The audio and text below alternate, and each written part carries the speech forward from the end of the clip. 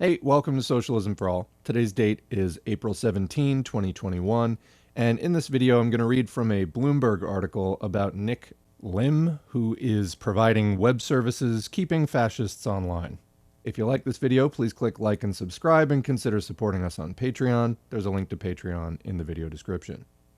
So this is an article I came across the other day. It's dated April 14, 2021, so very recent. The title of the article is "A 23-year-old coder kept QAnon online when no one else would."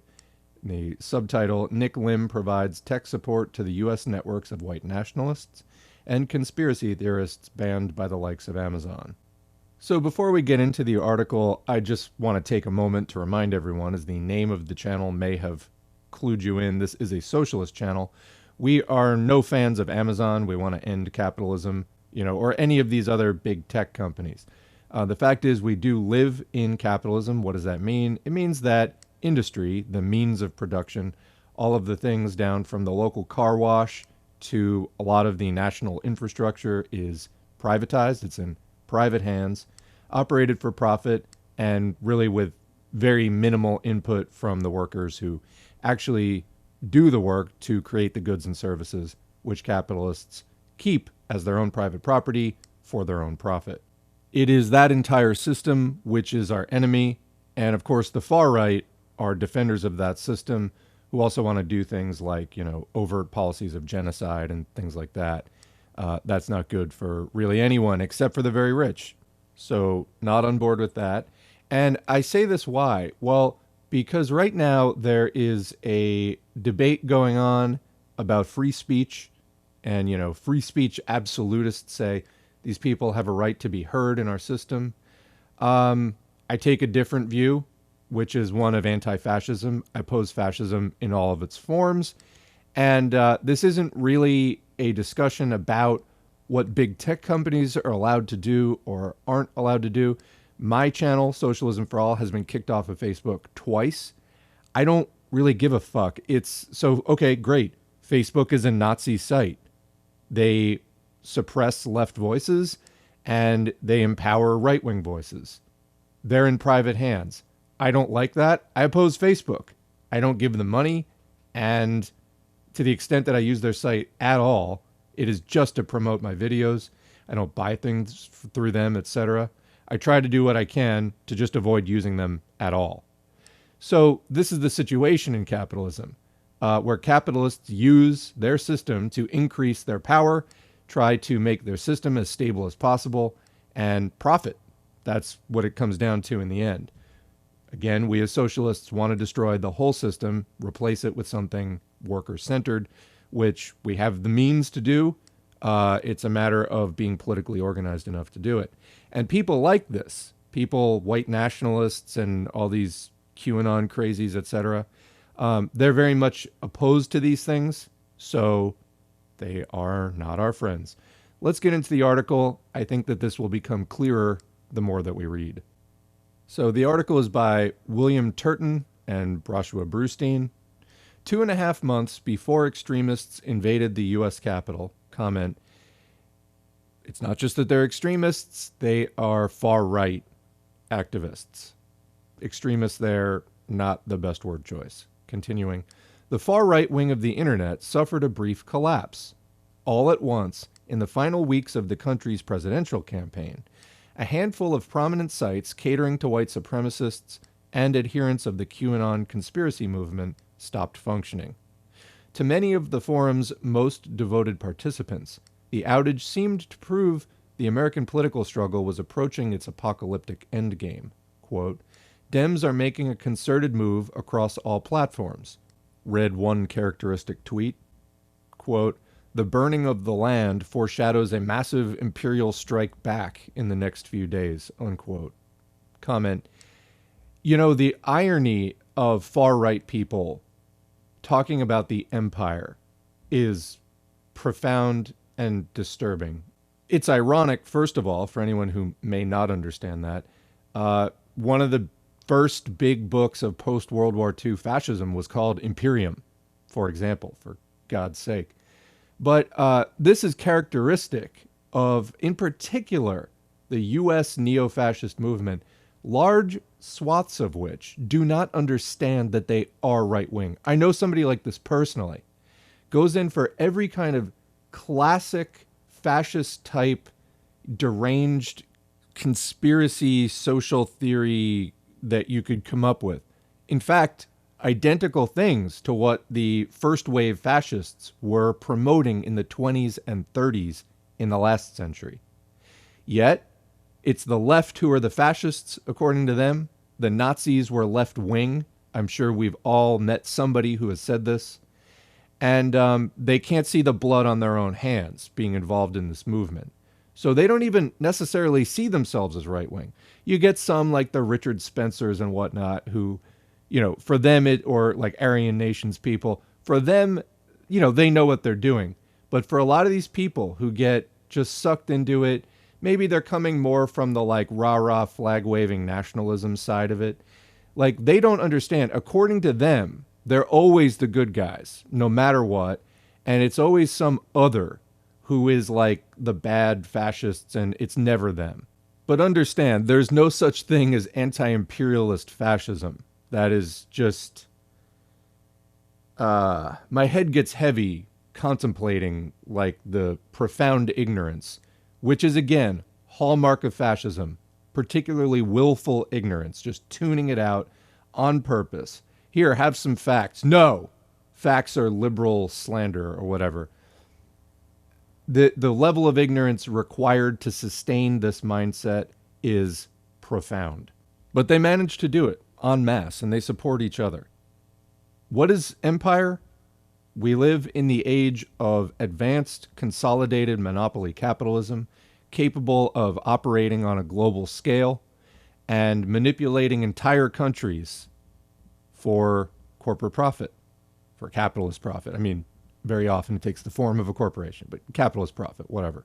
This is the very definition of right-wing politics. So let's continue, having noted the deep, deep confusion and ignorance of people participating in these movements.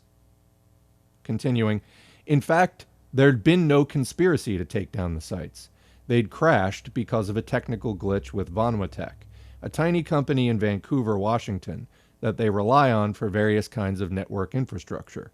They went back online with a simple server reset about an hour later, after the proprietor, 23-year-old Nick Lim, woke up from a nap at his mom's condo.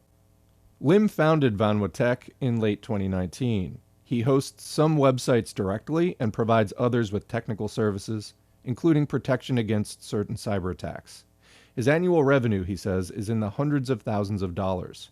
Although small, the operation serves clients including the Daily Stormer, one of America's most notorious online destinations for overt neo-Nazis, and 8kun, the message board at the center of the QAnon movement, whose adherents were heavily involved in the violence at the Capitol on January 6. Lim exists in a singularly odd corner of the business world. He says he's not an extremist, just an entrepreneur with a maximalist view of free speech. Quote, "There needs to be a me, right?" he says, while eating pho at a Vietnamese restaurant near his headquarters. Quote, "Once you get to the point where you look at whether content is safe or unsafe, as soon as you do that, you've opened a can of worms." Unquote. At best, his apolitical framing comes across as naive, at worst as preposterous gaslighting. In interviews with Bloomberg Businessweek early in 2020, Lim said he didn't really know what QAnon was and had no opinion about Donald Trump. What's undeniable is the niche Lim is filling. His blip of a company is providing essential tech support for the kinds of violence-prone hate groups and conspiracists that tend to get banned by mainstream providers such as Amazon Web Services. It's almost impossible to run a real website without the support of invisible services such as web hosting, domain name registration, and protection against distributed denial of service or DDoS attacks, which involve crashing a site by bombarding it with junk traffic. Getting banned by AWS, Cloudflare, or other infrastructure providers, as the Daily Stormer and 8kun have been, is a step beyond a ban from Facebook or Twitter. It puts the American far right on a short list that includes child pornographers and terrorist organizations such as the Islamic State, groups that promote and incite violence and basically aren't allowed to have websites. Quote, Every time I see an article attacking social media companies, and they deserve it, I think it's more important to go after the companies that are hosting terrorist material, unquote, says Rita Katz, founder of Site Intelligence Group, a nonprofit that tracks terrorist activity online. Quote, there's already a good recipe that was used for ISIS. Why don't you use it on the far right, unquote. It's tougher to keep a site such as the Daily Stormer offline as long as somebody like Lim is willing to support it. U.S. laws governing domestic extremism are less expansive than those focused on international terrorism, partly to protect the rights of U.S. citizens with unpopular political views. Comment, and the thing about far-right politics is it's not just unpopular, they're genocidal. Continuing, and even the big web hosting companies have struggled to set consistent standards. While Cloudflare has refused to work with the Daily Stormer, it supports other sites peddling racism, including those for Stormfront and the Committee for Open Debate on the Holocaust. The overlap between Republican Party officials and the belief systems that sparked the Capitol attack, which started out as a Trump rally, can make it all the tougher to draw clear lines. Comment, no, it doesn't make it any tougher to draw clear lines. It's just that the Republican Party has political clout, and they're now embracing neo-Nazi views more and more openly. There's nothing ideologically challenging about making the distinction. It's just that then you start cutting into, oh my God, we have an openly fascist political party that is actually organizing like a classic far-right mass movement, parodying a socialist movement. That is basically my view of fascism. They take a lot of the ideas, rhetoric, and tactics, a lot of the energy of socialist, communist, revolutionary movements, and then spin it into support for a worse version of the status quo. Anyway, continuing.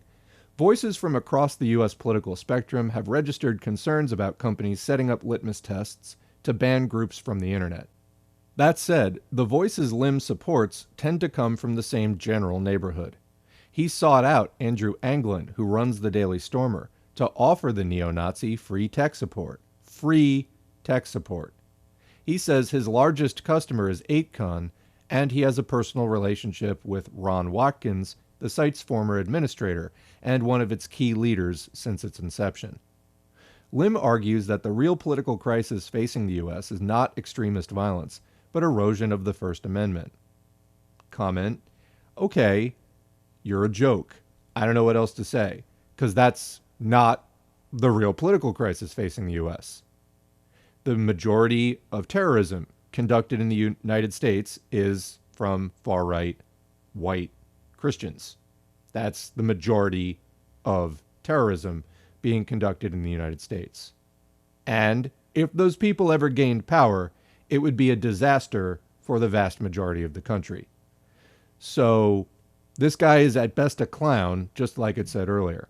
Continuing, he says that restrictions on online speech have already brought the U.S. to the verge of communist tyranny. Nice. That we, quote, are 1 foot away from 1984, unquote. After a moment, though, he offers a sizable qualifier, quote, I actually never read the book, so I don't know all the themes of the book. But I have heard the concepts, and I've seen some things, and I thought, whoa, that's sketchy as fuck. Unquote. This guy is fucking deep, man. Deep. VanwaTech's headquarters is a squat, one-story house in a sidewalkless subdivision that's just over the state line from Portland, Oregon. Lim inherited the place from his grandparents, according to state records. While he regularly talks about VanwaTech as a growing enterprise with a dedicated staff, he seems to be the only one who's working at the company. He rents rooms on the cheap to friends from high school who help keep the party going. The crew has nicknamed the house Vansterdam. When Lim greets visitors, the front door swings open to a view of a coffee table covered in cold McDonald's fries and a collection of half-smoked joints. The backyard is littered with weightlifting equipment and bongs, along with a shed full of computer servers for mining cryptocurrencies. Lim attributes his entrepreneurial streak to a need to, quote, put food on the table during an underprivileged childhood, even though classmates remember him driving other kids around in his dad's Lamborghini and posting videos of the rides to YouTube. Again, clown. High school peers say Lim was obsessed with ostentatious displays of wealth and talked constantly about Bitcoin and The Wolf of Wall Street, the movie starring Leonardo DiCaprio as a much more glamorous version of conman Jordan Belfort. When he's not doing wheelies on his bicycle, Lim now gets around in an Audi A6 with a Harvard Law School license plate holder, which he calls a gag. He didn't go to Harvard or to law school. One of his early forays into entrepreneurship was Orcatech, a service for website owners to test how well they could withstand DDoS attacks, essentially by launching simulated attacks at them. For a certain kind of customer, the tool could also help execute attacks on others. Lim says that he never looked into whether it was used for malicious purposes. Oh boy, but he adds that protecting against abuse is almost impossible, comparing himself to a locksmith who can't be sure customers are bringing him their own keys. He eventually shut down the operation out of concern that he'd be implicated in illegal activities. Yeah, you think?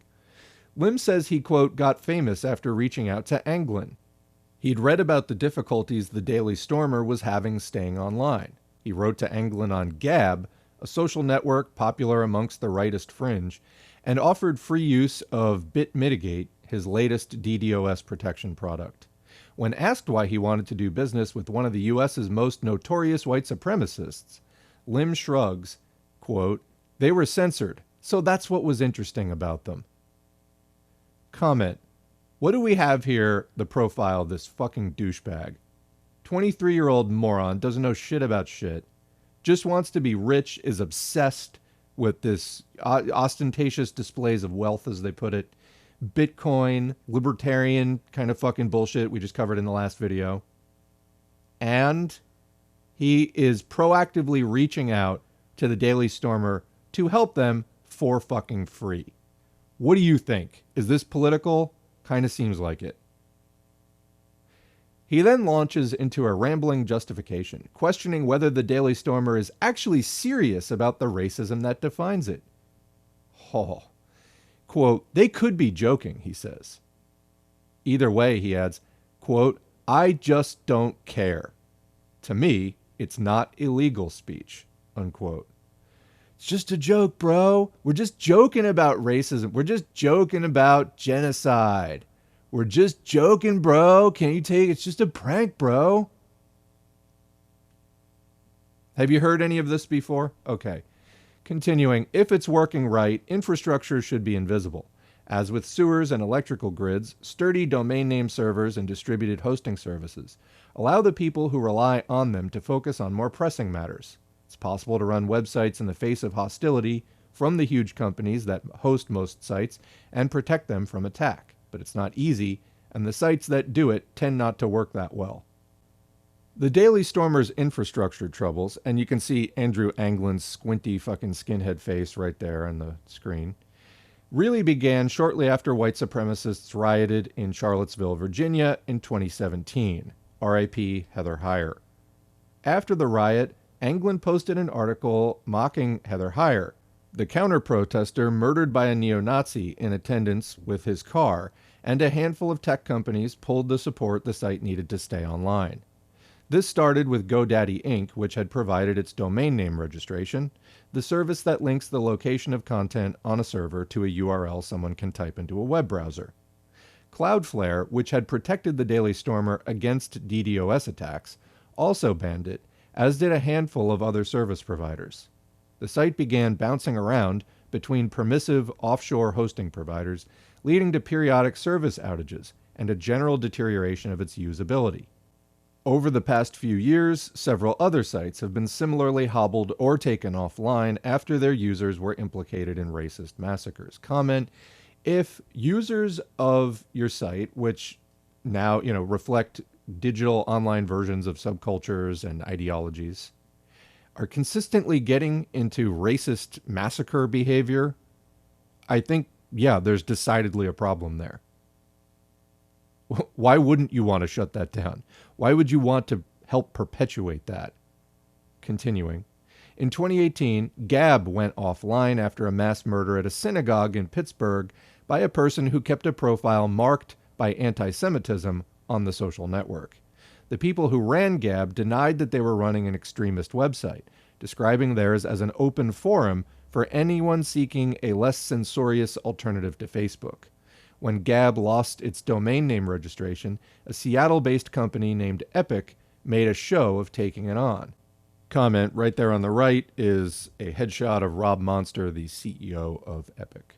Continuing, at that point, Epic had spent years in the mundane business of non-ideological domain registration, and Rob Monster, its awkwardly named chief executive officer, comment, wonder if he's related to Rob Zombie, had a reputation for personally handling customer service calls and posting on arcane industry forums. But Monster had also been radicalized during the Trump years, subjecting his staff to florid conspiracy theories in staff meetings and spending more and more of his energy on politically charged work at Epic. Around this time, Lim and Monster began collaborating. It's not clear how they met, but they quickly grew close, with Monster becoming a kind of mentor to Lim, according to Joseph Peterson, then Epic's director of operations.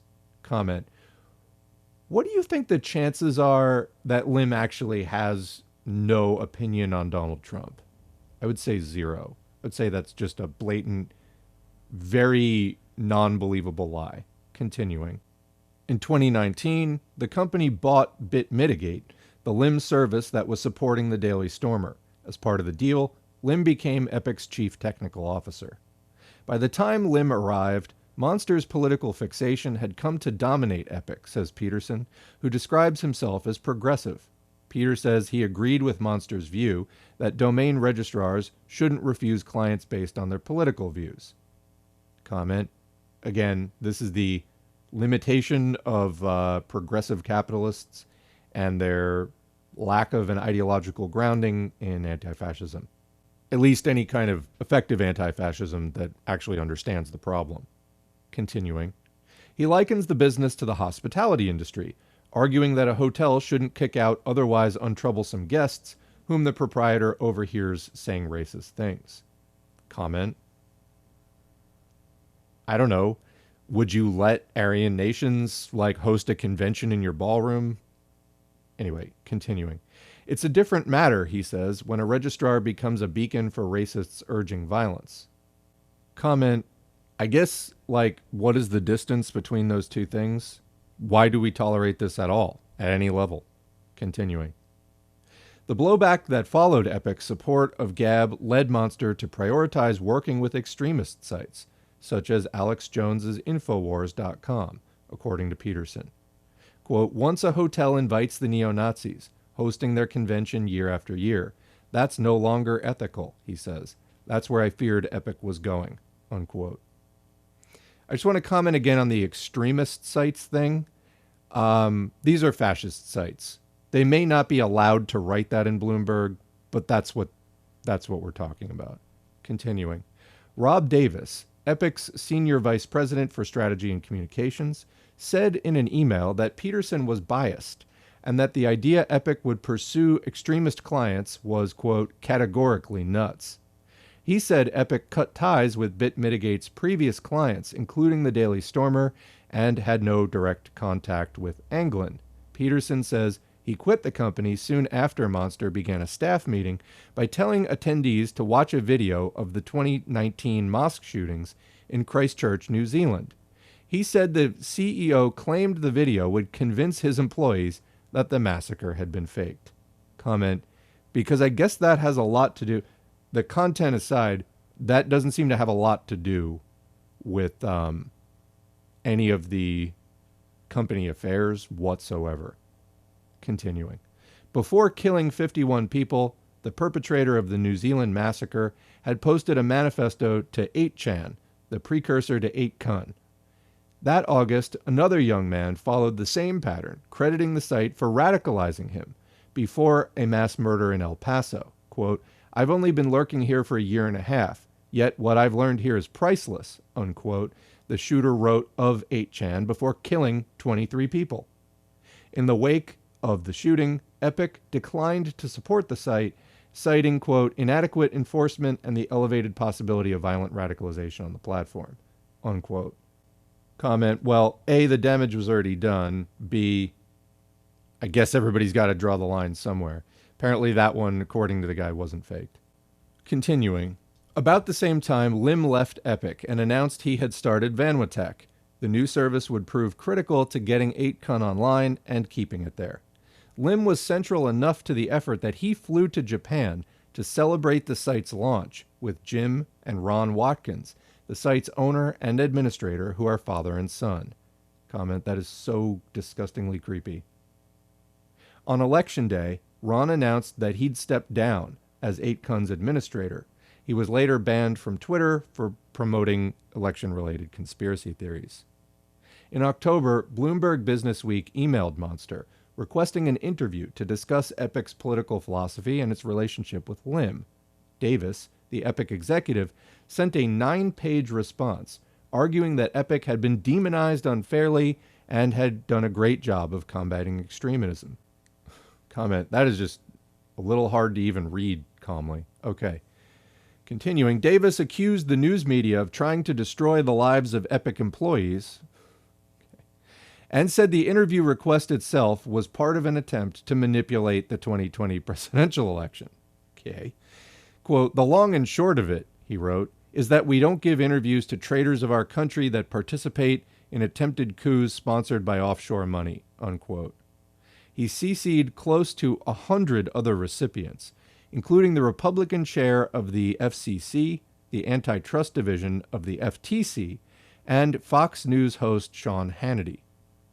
In response to follow-up questions about Lim's connection to Epic, Davis wrote that Lim was just a short-term consultant. He described the line of questioning as a ploy to, quote, "cover the tracks of pedophiles and smash small businesses," unquote.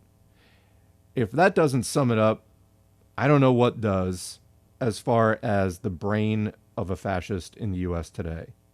Reactionary petty bourgeoisie, the obsession with the Republican Party, pedophile rings, on and on.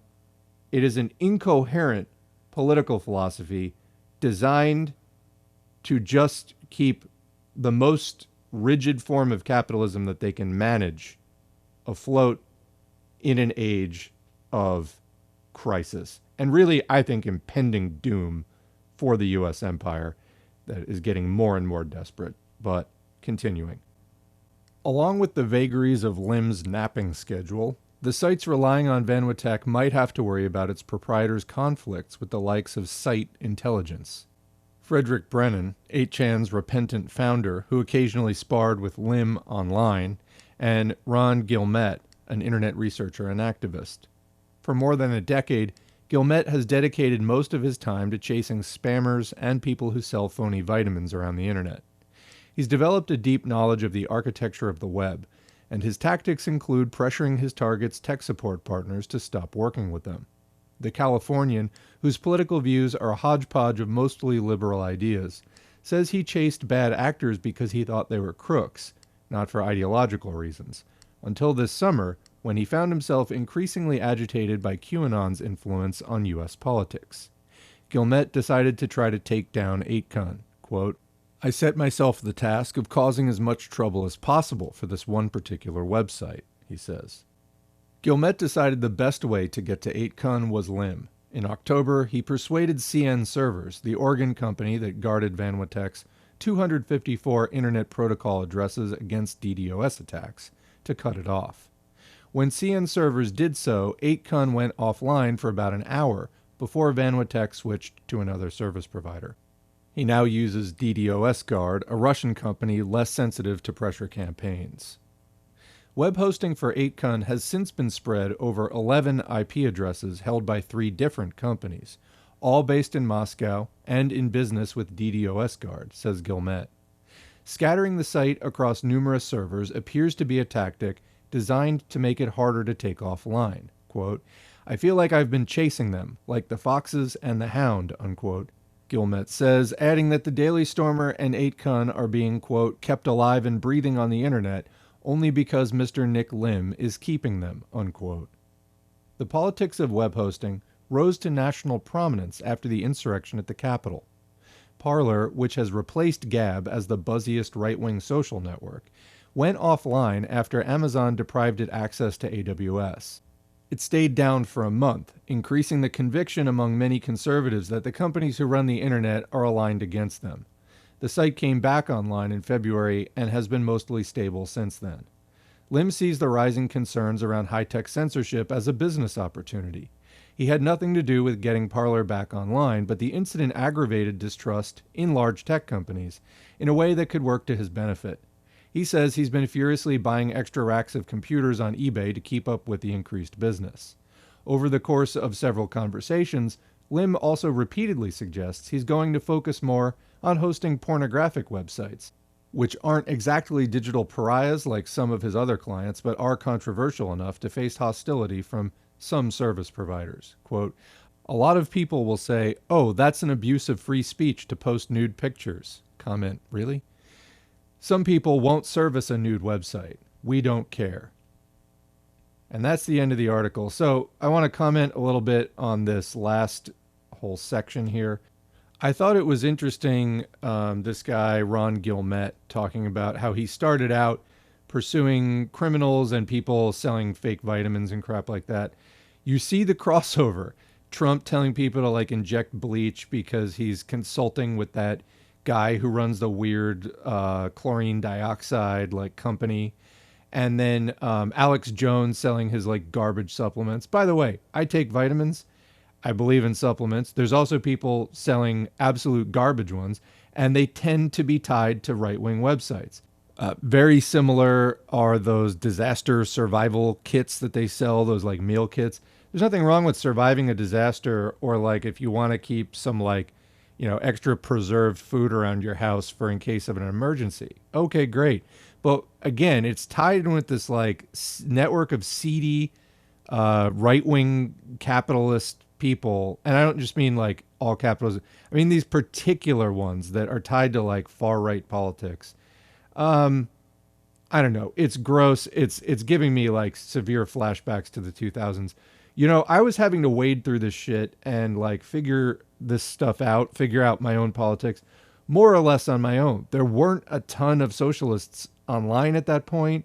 Social media wasn't even really a thing, but trying to do this level of outreach. I mean, it was just difficult. You know, the libertarians got there first, and hopefully they'll come down first, you know.